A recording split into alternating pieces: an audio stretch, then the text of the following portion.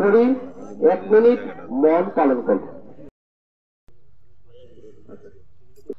আবার আপ, শ্বাস নিতে নিতে টান টান করে শরীরটিকে, পা দুটো একসঙ্গে করে ডাউন, শ্বাস ছাড়তে থাকতে ডাউন।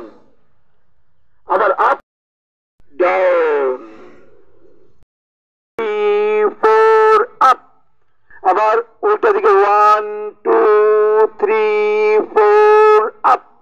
উল্টা দিকে 1 2 3 4 আপ। আবার 1 2 সোজা 2 পর্ব প্রতিকৃতিতে অর্পণের মাধ্যমে পালন করতে যাচ্ছি জন্ম বার্ষিকী। ওনার বিদেহী আত্মার শান্তি কামনা করব।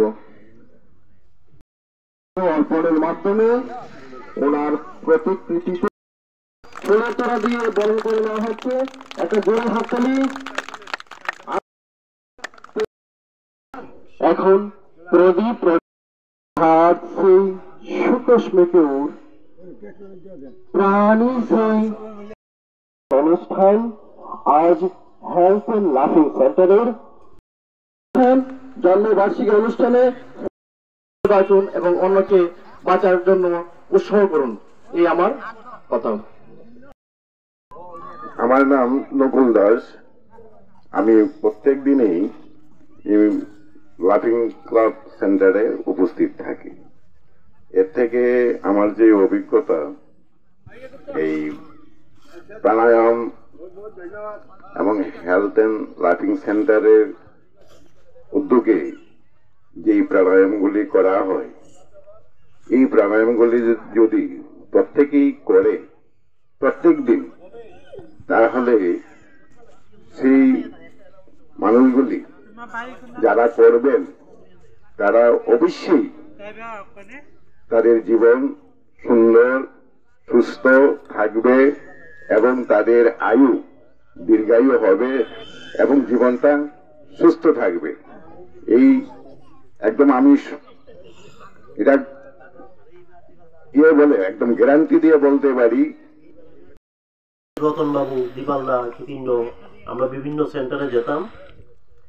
তারপর আমাদের এখানে বিজয় আছে, বিজয়ও আমাদের সঙ্গে থাকতো। আমরা আপ্রাণভাবে চেষ্টা করতাম কিভাবে মানুষকে জাগানো যায়।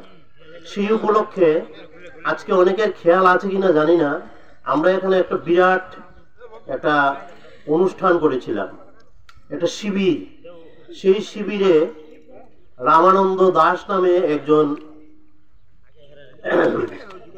সন্ত, যিনি প্রাণায়াম করাতেন, গুয়াহাটি থেকে এসেছিলেন, উনি কলকাতা। তো উনি আমার বাড়িতে ছিলেন 6-7 দিন। উনি ছিলেন, নিরামিষ খেতেন, আলাদা রান্না বান্না করে। আমাদের এখানে বিরাট আমরা তাবু টাবু করে, খেয়াল আছে আশা করি অনেকেরই, অনেক লোক প্রশাসন থেকে আমাদের সাহায্য করেছিল। বড় করে শিবির আমরা করেছিলাম, সেখানে প্রায় 300-400 লোক। কিছু রাখেন, আপনি চিন্তা করেন যে তার ইনভেস্টের থেকে কিছু আসবে, কিছু আয় হবে। এমনি যে সময়টা আমরা মাঠে দেব, যে সময়টা আমরা এক্সারসাইজ করব, যে সময়টা আমরা শরীরের জন্য ব্যয় করব, এটা not time waste, it is time invest. একটা কথা ঠিক, আপনি যতটুকু ইনভেস্ট করবেন সুদ সমেত একটা সময় আপনি তার রিটার্ন অবশ্যই পাবেন। সুতরাং সেই ক্ষেত্রে সময়ের ইনভেস্টটা আপনি যতটুকু করবেন, সময়ও আপনাকে সুদ সমেত সব ফিরিয়ে দেবে। আমাদের যারা ব্যবসায়ী বন্ধু আছেন, তাদের নানান সমস্যা থাকে। আমি বিশেষ করে ব্যবসায়ী বন্ধুদের দেব, তাদের ডিসিপ্লিন রক্ষা করা, সময়টা দেওয়া মুশকিল। কিন্তু আপনি একটা কথা খেয়াল রাখুন, আগে দেহটা, তারপর সুস্থতা, সুস্থতা দেহের, তারপর হলো বাকি সব। আপনার নিজের জন্য 1-1.5 ঘন্টা সময় খরচ করুন, এটা আমি বলবো একটু স্বার্থপরের মতন। তখন সংসার ধর্ম কোনো কিছু থাকবে না। এই 1.5 ঘন্টা সময় দিনের মধ্যে, এটা আমার। এই 1.5 ঘন্টা সময় নিজের শরীরের প্রতি একটু লক্ষ্য রাখুন। এখানে যে যে আসন প্রাণায়ামগুলি করায় সেগুলি করবেন, সুস্থ থাকবেন। আমরা এই উদ্দেশ্যে আমরা অনেক চেষ্টা করেছি। আমরা এখানে কোয়াই গার্লস স্কুল যেটা, সেখানে আমরা একটা সেন্টার করেছিলাম। কোয়াই টি গার্ডেনে আমরা একটা সেন্টার করেছিলাম। বাসন্তী জেলে একটা সেন্টার করেছিলাম। চেবরি সেন্টার করেছিলাম। সোনাতলা সেন্টার করেছি। পোহরমুড়া সেন্টার করেছি। সিঙ্গিঝোড়ায় কিছুদিন করেছিলাম। মোটামুটি আরো অনেক কতগুলি সেন্টারে